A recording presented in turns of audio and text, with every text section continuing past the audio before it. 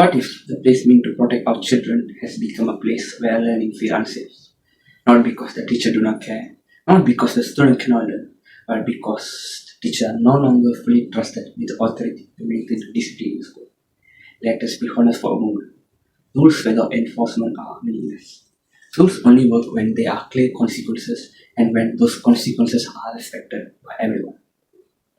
Imagine a football match where the referee is present but powerless. The whistle is there, the uniform is there, but the authority is gone. They break the rules, faults are ignored, and soon the game collapses into chaos. No matter how talented the player are, no matter how well they will play, the match still fails. This is exactly what happened in school when teachers are expected to educate, guide, and protect the student, but I deny the authority to discipline them. Teachers want to teach, students want to succeed, parents want a safe future for their children, but these goals are not in a conflict. It's in a fact they depend on one another. Yet, when discipline is weak or unclear, classroom become noisy, teacher becomes stressed, and students who genuinely want to learn are left behind. Learning slow down, motivation drop, respect fade, and this is not a small issue. It's not just a school issue, it's a national concern. As a student, I have personally witnessed lessons being interrupted repeatedly, teachers struggling to gain the control of the class, and students losing focus because rules were not simply respected. Over the time, this disruption become normalized, and once misbehavior become normal, learning becomes secondary. To understand the issue beyond my personal experience, I examined recent report on student discipline in Malaysia. The evidence is clear. Empowering teachers with a fair and clear disciplinary authority, no longer an optional, it is a necessary.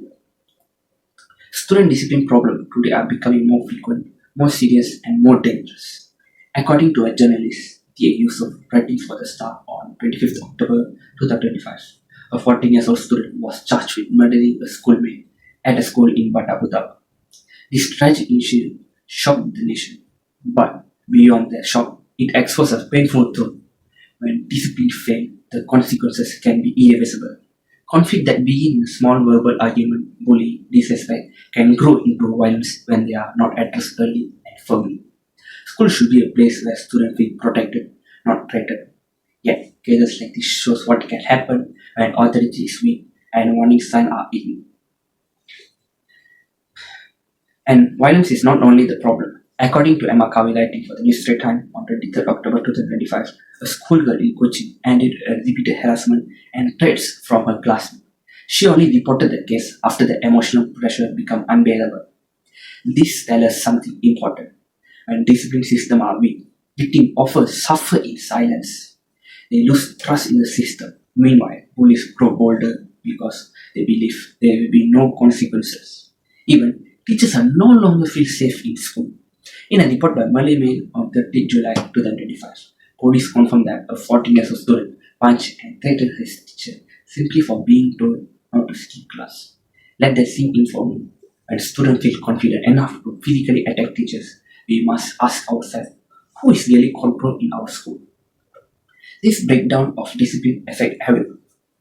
Teachers spend more time managing chaos than teaching. Students lose valuable learning over the time. Academic performance drop, stress level rise, and respect disappear. A system that should be a mutual growth instead of greater frustration and fear. So let us be clear. The question is not whether discipline matters. The real question is whether we are brave enough to support those responsible for enforcing it. The solution is not cruelty. The solution is not fear. The solution is empowerment with responsibility. According to H. Hassan, writing for the New Straight Time on 8 October 2025, the Ministry of Education is drafting a new regulation to strengthen school discipline and provide clear guidelines for teachers when handling bullying and serious misconduct in the class. This is a step in the right direction. Clear rules protect everyone. They protect students from unfair punishment and they protect teachers from the uncertainty and fear of backlash. When expectations are clear, discipline becomes more fair, consistent, and professional.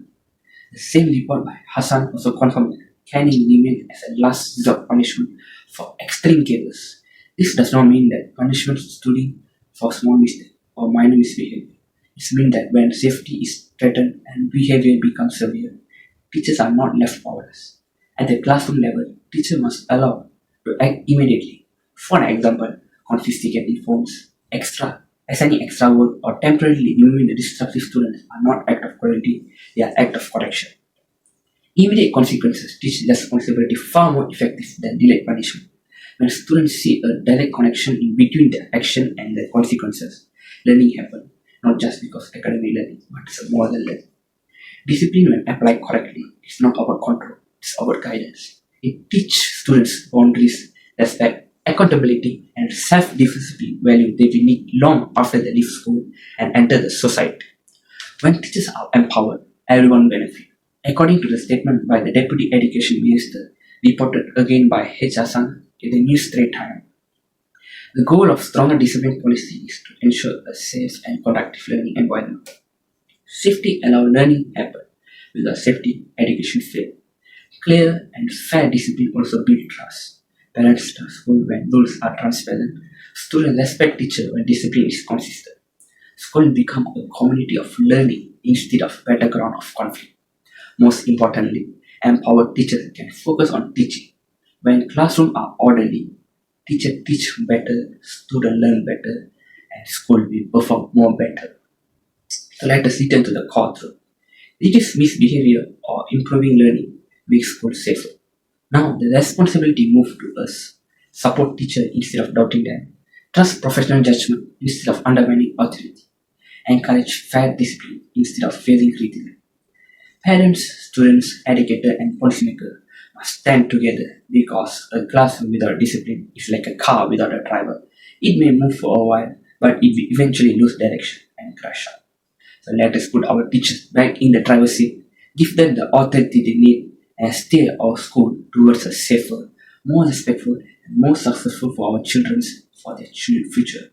Thank you.